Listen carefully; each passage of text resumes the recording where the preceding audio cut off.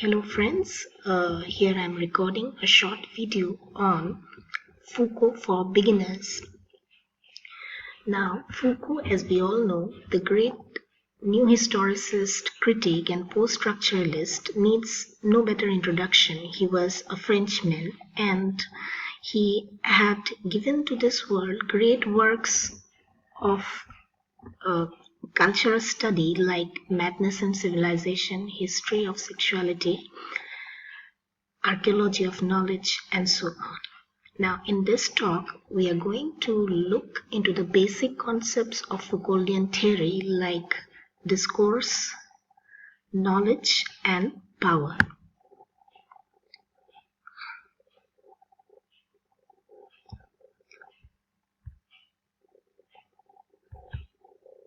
Now, first of all, discourse. Discourse is a body of thought and writing that is united by having a common object of study, a common methodology, or a set of common ideas and terms constituting a variety of texts.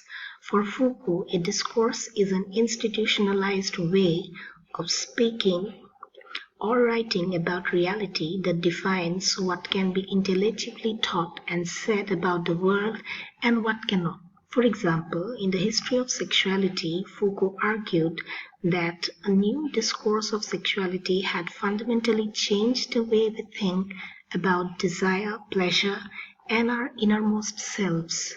Discourse produces the objects of knowledge. Now, in the concept of power, Foucault explains power in his book Discipline and Punish by using the metaphor of panopticon. Panopticon is a circular prism designed by 19th century English reformer Jeremy Bentham. Power is deployed by the social institutions by the constant reinforcement of social norms, classifications, and surveillance. The individual situated within a social network is perennially a subject of perpetuating power.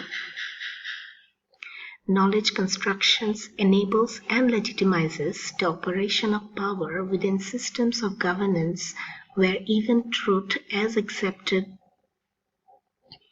forms of knowledge and scientific understanding is constructed as a function of power. In Discipline and Punish, Foucault argues that modern society is a disciplinary society, meaning that power in our time is largely exercised through disciplinary means in a variety of institutions like prisons, schools, hospitals, militaries, etc. Now, there is a power and discourse nexus. A key point about Foucault's approach to power is that it transcends politics and sees power as an everyday socialized and embodied phenomenon. That is why state-centric power struggles, including revolutions, do not always lead to change in the social order. The revolutions are always seen as a descent to the power system.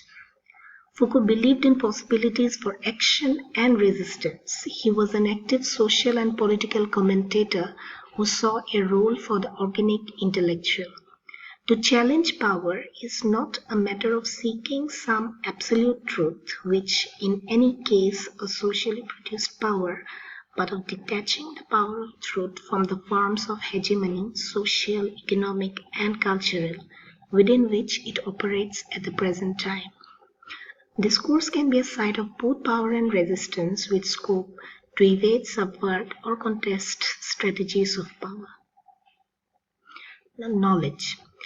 Foucault was concerned with truth, knowledge, power, ethics, the subject and relations between these, though his specific emphasis and focus varied at different points in his life. All these issues were present in the first major work, Madness and Civilization, albeit in a somewhat confused fashion, as he himself later admitted. The truth axis and scientific classification practices were studied in The Birth of the Clinic and The Order of Things in the 1960s, while truth and knowledge received attention in the later 1960s in the Archaeology of Knowledge. These represented a historical ontology of ourselves in relation to truth, through which we constitute ourselves as subjects of knowledge. Foucault's studies focused on one overall discourse, that of the human or social sciences, for example, psychology, penology, criminology, demography, sexology, sociology, and economics. His stock in trade was the overturning of received interpretations about established knowledges. Foucault's purpose was not to determine the truth and progress of these human science disciplines, but to examine the social effects of the knowledges they produced over time in different points of history. So basically what he is saying about knowledge is that knowledge is something which is produced and constructed over time and by social institutions. For example, nowadays there is a tendency